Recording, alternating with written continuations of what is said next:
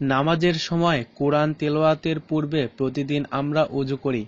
সুন্দর ও সঠিকভাবে ওযু করে ছোট্ট একটি দোয়া পাঠ করুন। জান্নাতের ৮টি দরজা আপনার জন্য উন্মুক্ত হয়ে যাবে। বেহেশতের যে কোনো দরজা দিয়ে ইচ্ছা আপনি প্রবেশ করতে পারবেন। সুবহানাল্লাহ।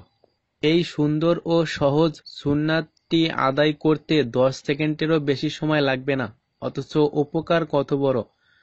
হযরত উকবা ইবনে আমের রাদিয়াল্লাহু তাআলা আনহু থেকে বর্ণিত, রাসূলুল্লাহ সাল্লাল্লাহু আলাইহি ওয়াসাল্লাম ইরশাদ করেন, তোমাদের কেউ যখন ওযু করে আর সে পূর্ণরূপে সুন্দর করে ওযু করে, এরপর সে নিম্নের দোয়াটি পাঠ করে, তাহলে তার জন্য জান্নাতের ৮টি দরজা খুলে দেওয়া হয়, যে দরজা দিয়ে ইচ্ছা সে প্রবেশ করতে পারে।